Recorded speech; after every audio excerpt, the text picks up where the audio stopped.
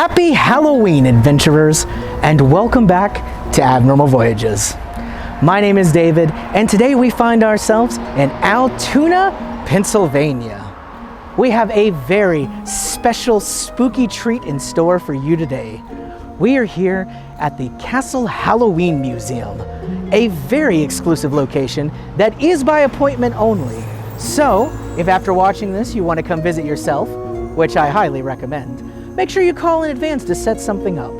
Now, this museum is run by the Halloween Queen. She owns this location and has collected over 35,000 pieces documenting this holiday that we all love so very much. I can't wait to get inside and see what we can scare up. Come tag along.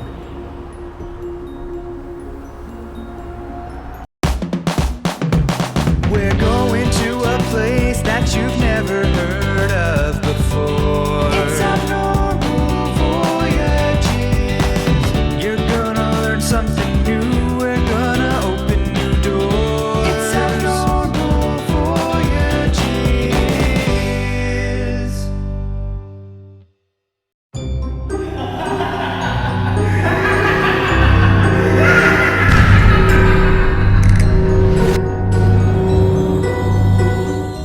And I am now here with Miss Pamela, the Halloween Queen. How are you today, ma'am? I'm fine. How about you? I am fantastic. Thank you so much for allowing us to come in. Oh, thank you for coming. Absolutely. We wouldn't miss it. It's the perfect season to be here. It certainly is.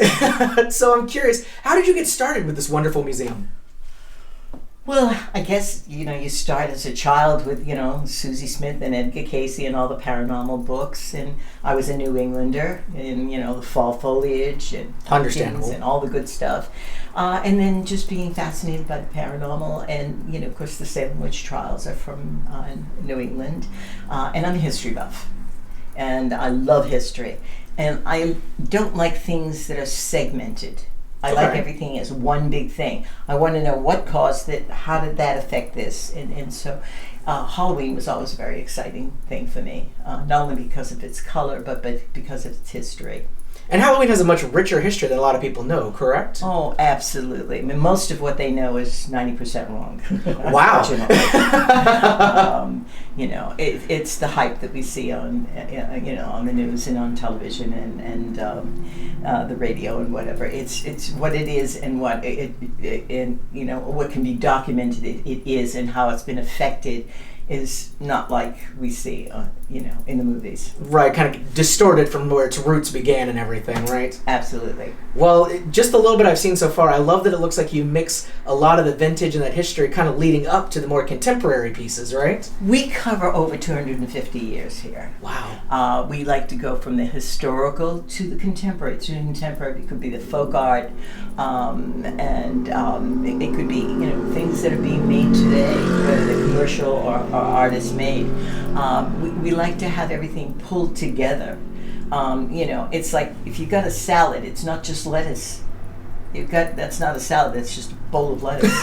Right. You've got to put in the tomatoes, the onions, the artichokes, and the olives, all of those things. The more you put in, the better the salad. There you go, got to make it nice and delicious, right? Absolutely. So what is this room that we're in here? We call this the Jack Rhodes room. All of our rooms are named and themed. Now this is called the Jack Rhodes room because all of Jack Rhodes' pieces, with the exception of 3 Green Men pieces downstairs, are done by an artist called Jack Rhodes. Jack was an artist out of California, school teacher.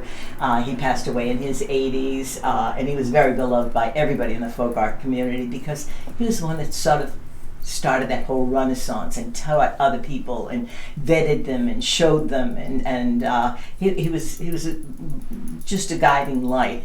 But we also have in here things that meld in with the same look because we have a problem with space here.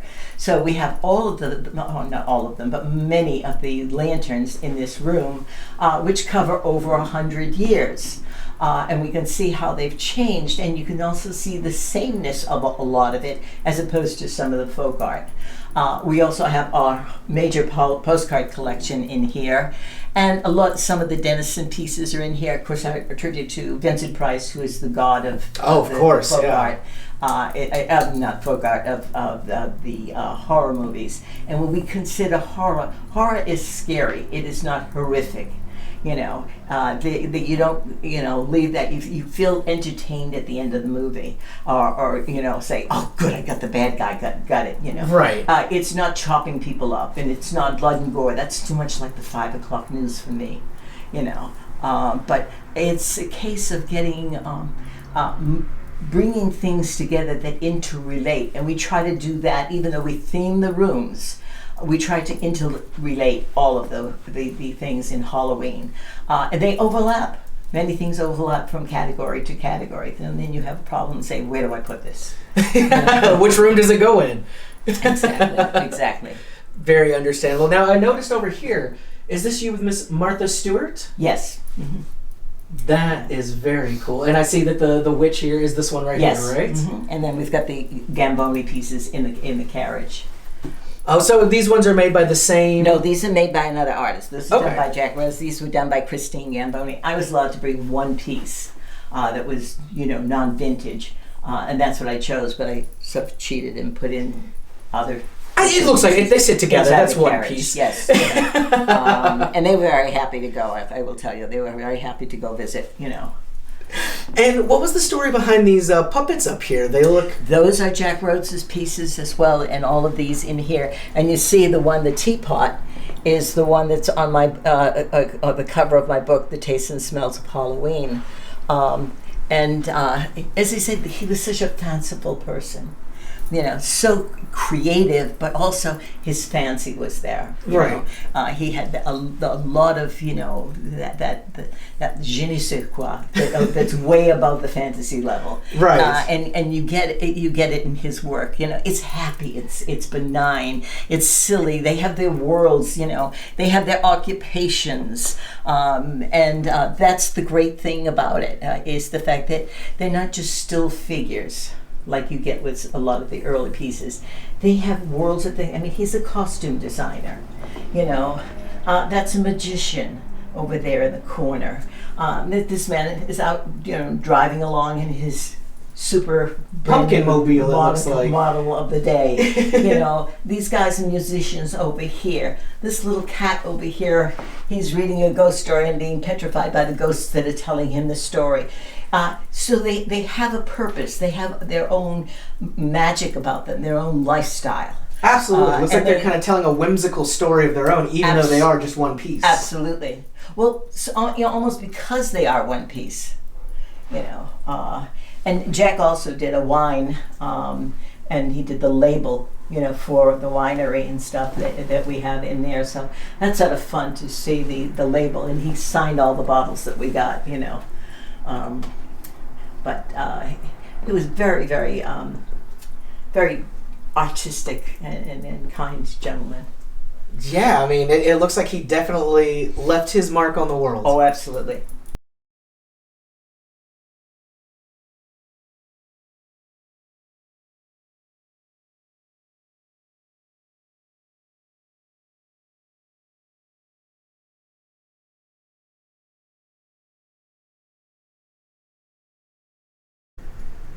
So now we have moved to another room in the museum, and I definitely see a prevalent theme, but why don't you tell us what's going on in here? Well, it originally started as the Salem Witch Room, because we have a major collection of Salem Witch collectibles, all of which are in the book that I wrote on Salem Witch collectibles. Okay. But it's an important thing in history, the time in history. It actually infects our political system even to this day. And our founding fathers, certainly, Franklin and Jefferson and Adams, were very, very aware of what went on and how not to have things repeat itself. But it's also where, we have to take a moment to think back to the past, to the fact that we cannot allow these things to reoccur. In the 1880s, which is like 200 years later, yeah, Daniel Lowe has a very swanky little emporium there, and he does the first of the souvenirs in this country. And that would be this spoon here. It's sterling, and it just has the witch up there. And it's an overnight success. So he thinks, oh, I think I'll make some more. So he makes some other things, and they're selling. Then everybody looks and says, hey, we should be doing that too. So they start making souvenirs. That's when you get a lot of the china pieces. And also when you get all the advertising coming in. You know, you see the bottles and stuff. Some of it is for witch hazel, some of it is from ammonia, furniture polish, popcorn tins, candy boxes, all types of things using the witch as the logo. But other towns and other places all across the country started using it for their towns and thing. And this is the beginning of the whole industry of souvenirs, which is still with us today. So this is what started, going into gift shops, the quality, knickknacks. yeah, but the quality back then was much better. And I see that it's got the Salem with the witch on it there. And this is the number one design. Then he did a really spiffy one with the cutout design and stuff like that. And I had no idea that started in Salem. Yeah, that starts in Salem. See, and that definitely affects us. I mean, I know I have plenty of souvenirs. I guess I have Salem to thank. Oh yeah, because it literally does, because Lowe had gone over to Germany. And he saw a few of the little things that they were making for some of the big towns there. And he thought, God, we could do that back in Salem, because people are coming up. This is a era of major change in 1900. This is mass transportation coming in. Right. So I could make something for them to take home with them. Let's see how it's going to work. Well, it worked delightfully wonderful, which is great, So very important, very important. Absolutely. Now, I do notice there looks like there's a lot of different witches besides just Salem ones in here. Is that correct? Yes, they all invaded. Because we wanted to show the different aspects. We have the Easter witches that come from Sweden, that mass migration that happens around 1900 to this country. We have Befana, the Italian witch, who comes at Christmas time and integrates again into society and becomes our, part of the traditions, just like the Easter witch does, becomes the kitchen witch. It becomes part American. Okay. Americanized. Kind of that American flavor on it. Absolutely. So it becomes part of our history, our traditions and stuff. And then all the other different things that are made, the early German die cuts up there, different aspects of the witch. We tried to stay with a lot of the vintage pieces. This was a store display, or the early candles, or the early candy containers. But some of the contemporary pieces are very, very much fun. They really are fun. So we incorporate them in. And then, of course, we get given a lot of gifts. And whether they're what we like or not, we do incorporate them. Well, some of them are a bit too cutesy or a little bit too over the edge. Gotcha. But most of them aren't. And so we keep them into the collection because they belong here. That was somebody else's memories. Right, just because it may not be what you think of. Exactly, And much of this is nostalgia. I remember what my grandmother had, or, and even little kids, they remember only the last 8 years, and they think, that's when I was a kid. Right. And they've said that to me, which really makes me feel dated, but it's a thing that witches have always been in there in fairy tales and Hansel and Gretel. Yeah, you got to feel bad for that old hag. They come and eat her house like a bunch of termites, and then in the end, they push her in the oven, right? Yeah. I'm not saying defending what she was going to do, but she deserves a little more sympathy than she usually gets, I think. Yeah. She's just minding her own business, trying to have a nice house, and kids come along and wreck it. Yeah, exactly. Termites. But so we get into the advertising as well. We have a regular advertising room, but the witch hazel, with the witch on it, it really belongs in this room because it is from Salem. It's from Essex, Connecticut. But the witch hazel was such a big, astringent, and it's even used today. No, for sure. We try to capture all the essence from the different countries and stuff. and show how totally interrelated these things are.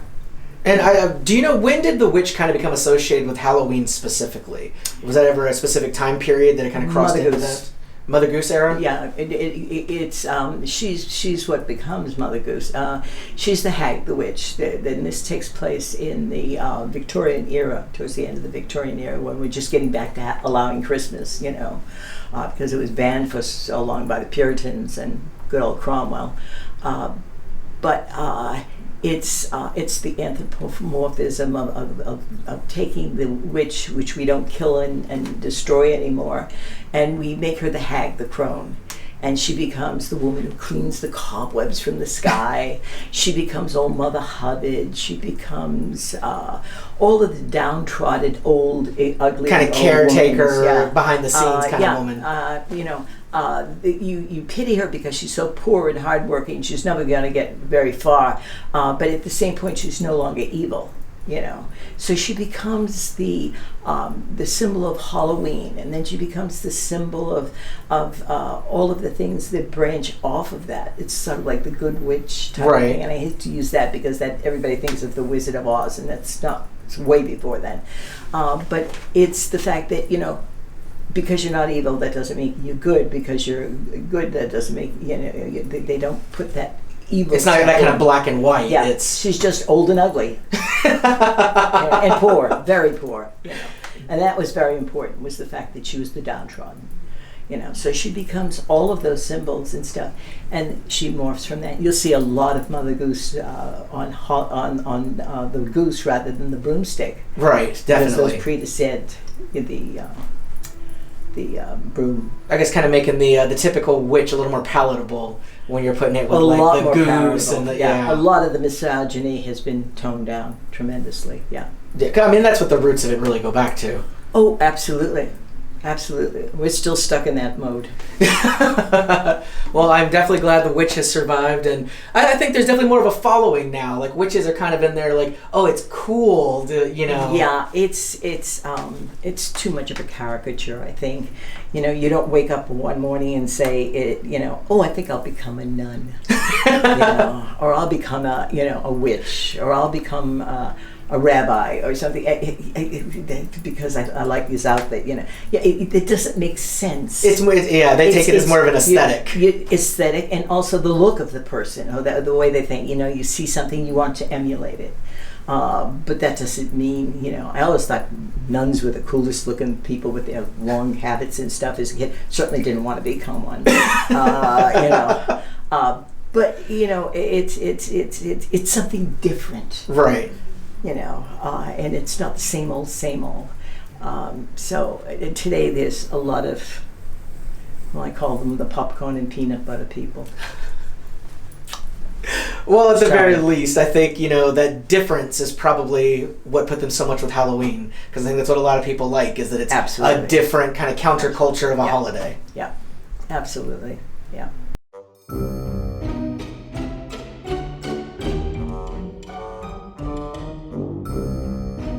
Now, something I wanted to point out that I think is really cool, you actually have a couple of books that you've written, correct?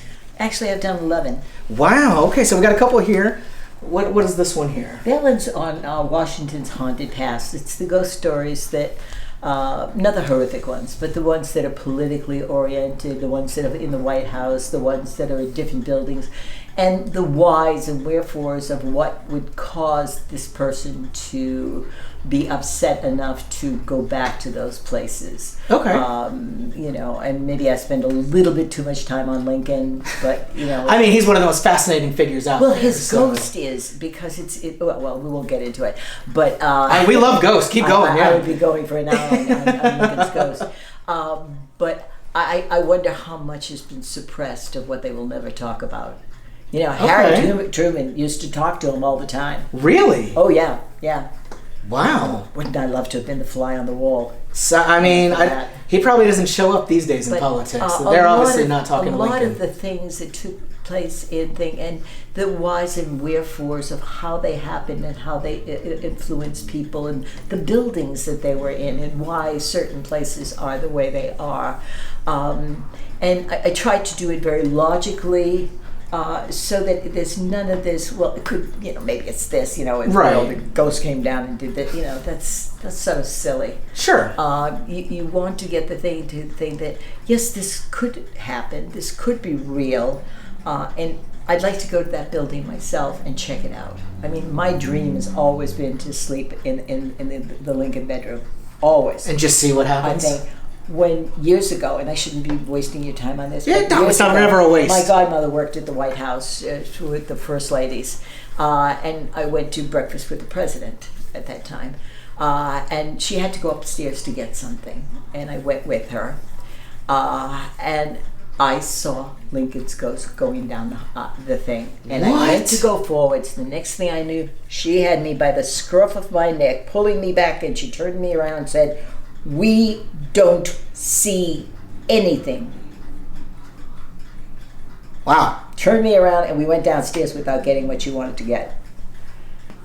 She said, and we don't talk about this. And I said, but there aren't any buts. There aren't any buts. That's amazing. I would make that my goal to want to be there too. I would have been down that aisle so fast, it would have been saying, Mr. Lincoln, Mr. Lincoln, other questions, please. Just one even. But I mean, I saw this. It wasn't anything I expected or whatever. I didn't even know where I was. Right, you weren't like, I wonder if his ghost is here. I was going upstairs. That's all I know. But to me, that was all one thing. To have gotten what Churchill got. That's incredible. I mean, so I tried to get into the real things and how this really did happen to certain people and the reality of it.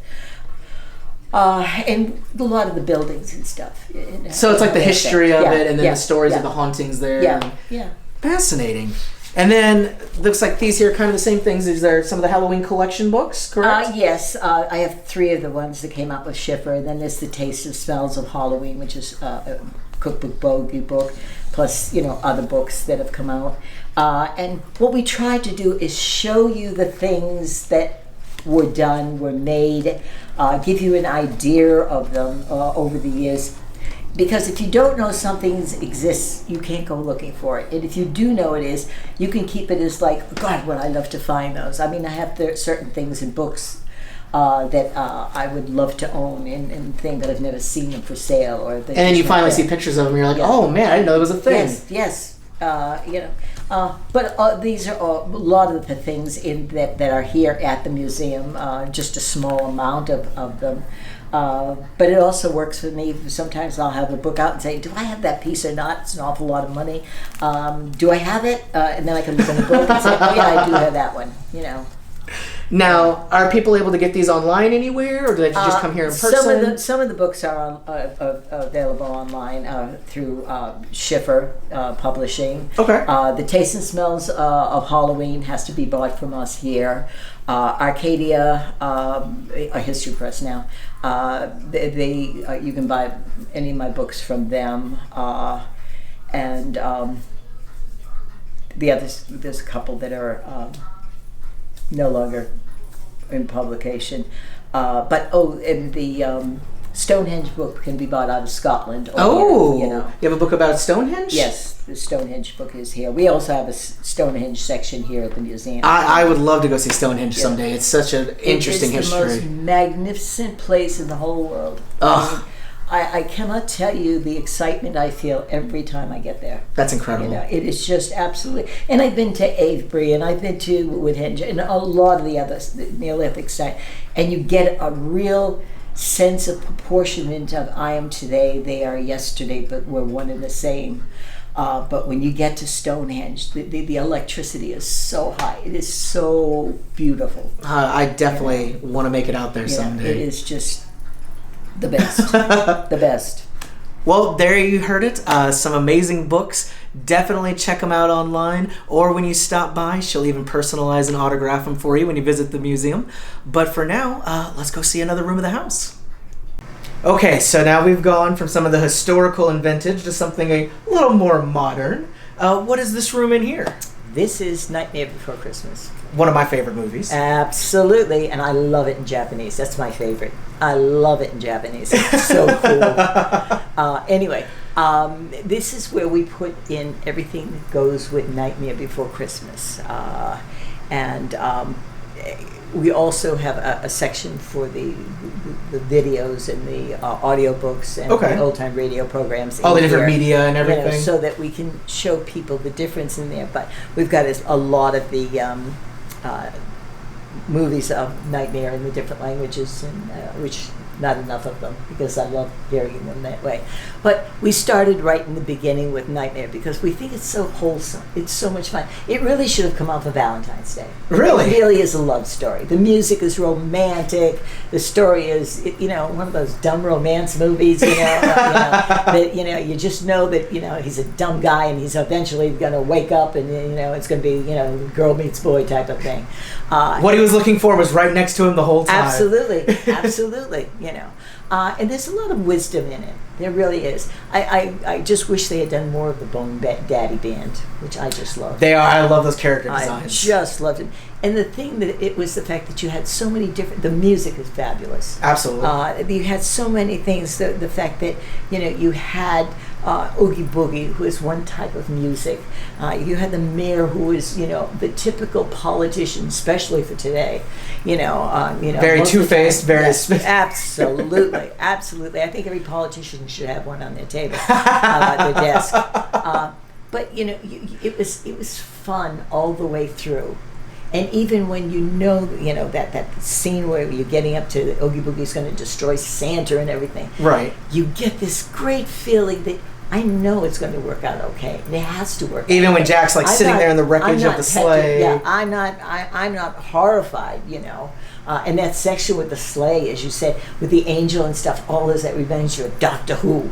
Yep. The angels, because that was the scariest of all the Doctor Who stuff. Oh, don't blink. Oh man.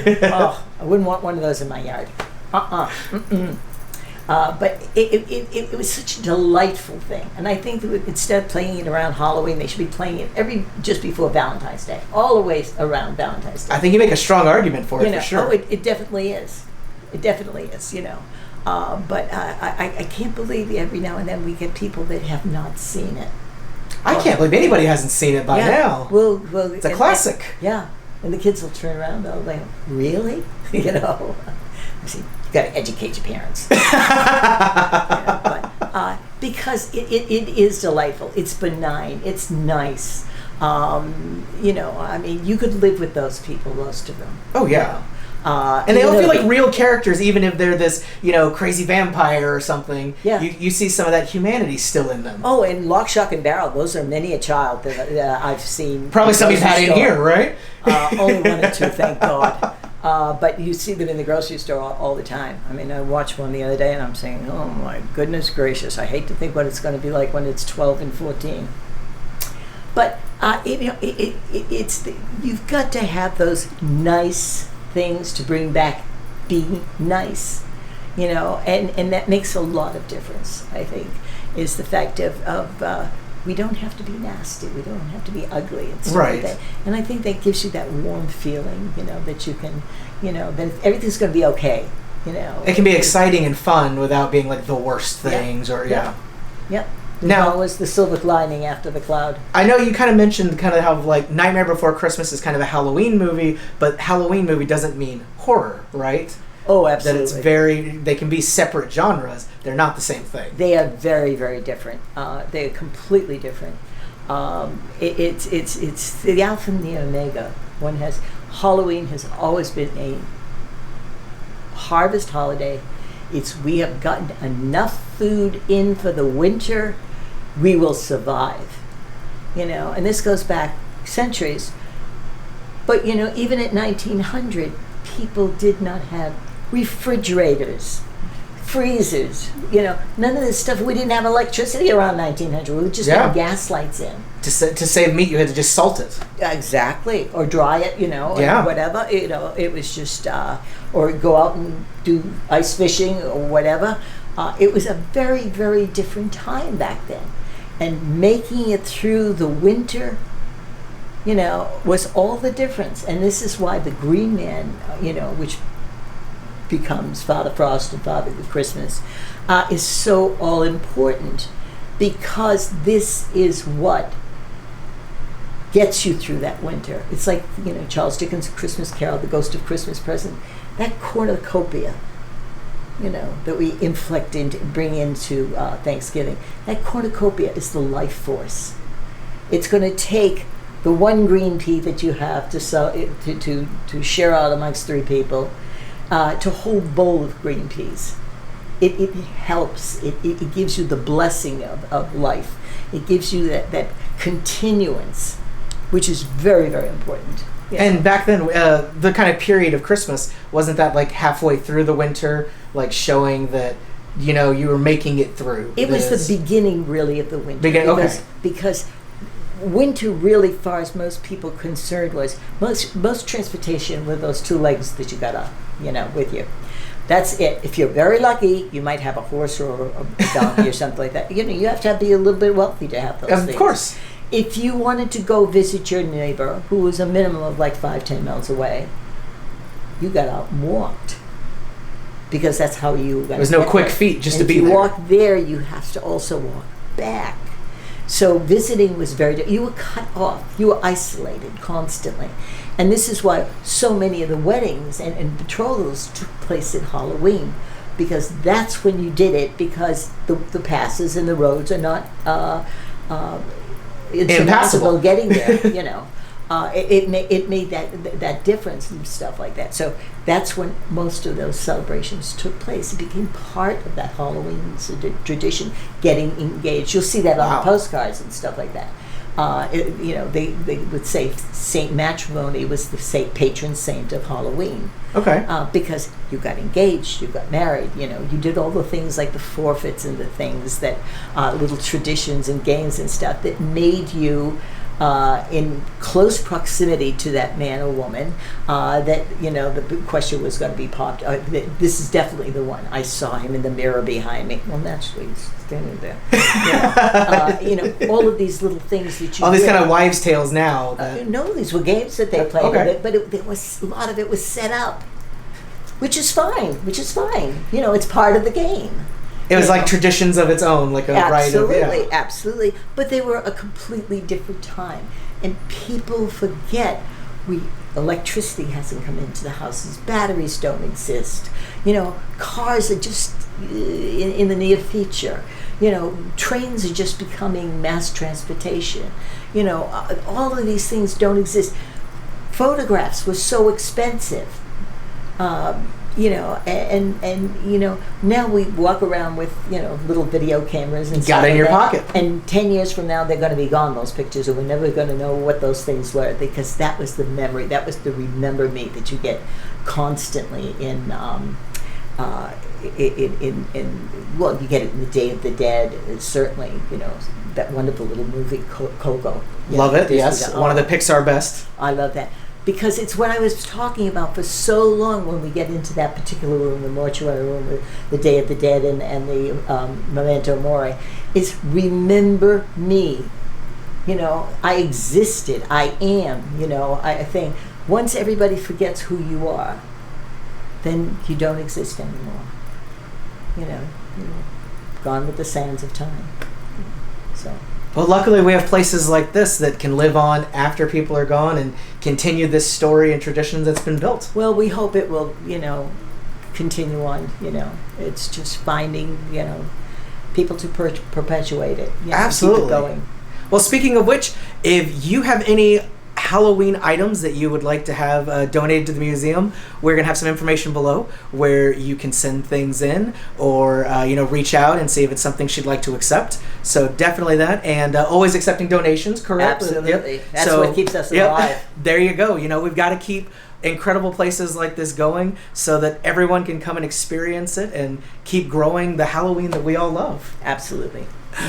Well, that is all the time we have for today. Thank you so much. It has been a pleasure. Yes. If you enjoyed this, make sure you hit that like button, subscribe so you can see all of our future adventures, and comment below your favorite Halloween memory. My name is David, and this has been Abnormal Voyages. Thanks for tagging along. We'll see you next time, and happy Halloween.